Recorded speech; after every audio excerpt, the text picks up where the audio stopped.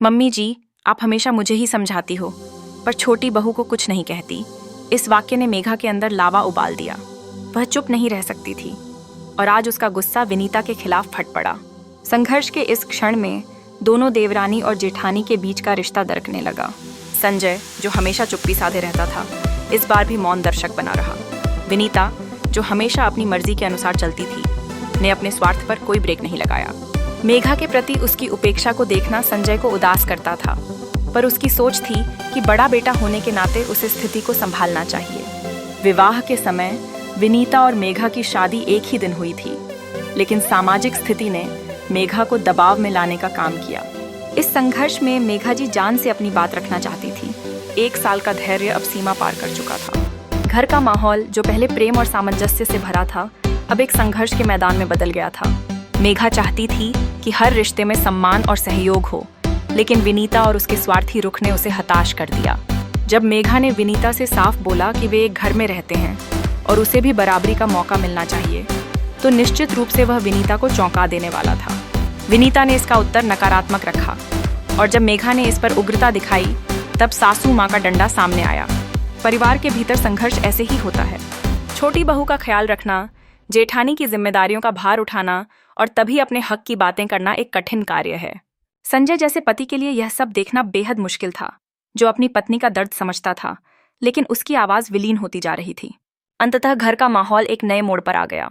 सासू माँ की कोई एकतरफा समझदारी या संजय की चुप्पी से स्थिति नहीं बदलने वाली थी। मेघा ने ठान लिया कि अब कोई भी उसे बस खुद को ही समझाने नहीं देगा। टूटे रिश्तों को फिर से जोड़ने का यह सही समय था, और मेघा ने इस बार कोई समझौता करने का मन नहीं बनाया। मम्मी जी, आप हमेशा मुझे ही समझाती हो, पर छोटी बहू को कुछ नहीं कहती। संजय चुपचाप हायनल में बैठा तमाशा देख रहा था। दोनों देवरानी जेठानी आपस में लड़ रही थीं।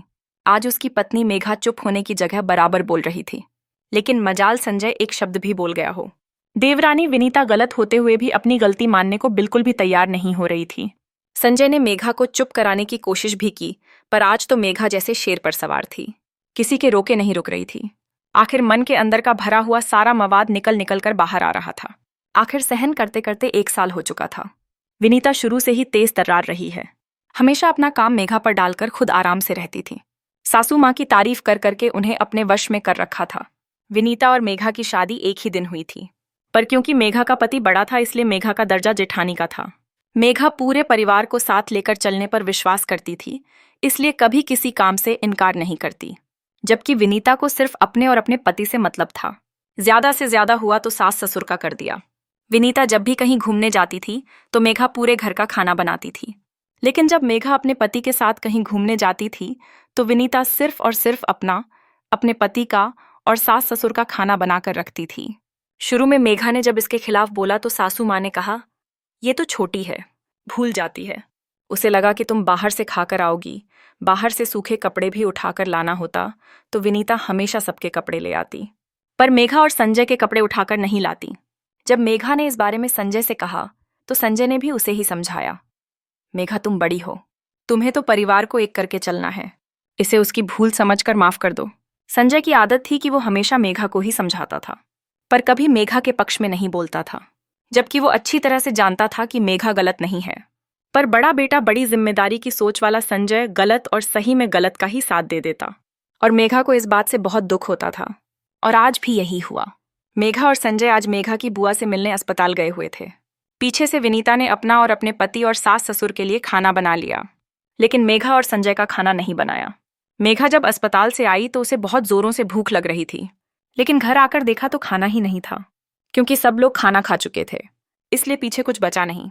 मेघा ने जब विनीता से उसके कमरे में जाकर इस बारे में पूछा तो विनीता ने सीधा जवाब देने की जगह मुंह तोड़कर जवाब दिया, मैं आपकी नौकरानी नहीं लगी हूं जो आप लोगों के लिए खाना बनाकर रखूंगी। बस इस बात पर मेघा का दिमाग खराब हो गया और वो विनीता से लड़ पड़ी। हालांकि ये बात घर में किसी ने नहीं सुनी थी, इसलिए सबको लग रहा था कि मेघा ही गलत है। इतने में सास जानकी जी बाहर से घूमकर घर में आई और आते ही चिल्लाते हुए बोली, अरे शर्म नहीं आती तुम लोगों को? क्या तमाशा बना रखा है तुम लोगों ने? बाहर तक तुम लोगों की आवाज आ रही है।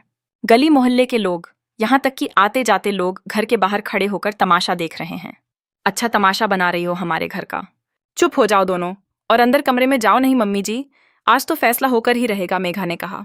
बड़ी बहू, ज्यादा सिर मत उठाओ। तुम बड़ी हो, आगे चलकर घर की बागडोर तुम्हें ही संभालनी है, और तुम हो कि इस तरह तमाशा कर रही हो। कुछ तो शर्म रखो मम्मी जी। ये लाज और शर्म का पाठ हमेशा मुझे ही क्यों पढ़ाया जाता है? छोटी बहू को क्यों नहीं? जब देखो यह अपनी मनमानी करती रहती है, और आप कहते हो कि यह छोटी है, तो इसकी गलती को भूल समझकर माफ कर दो।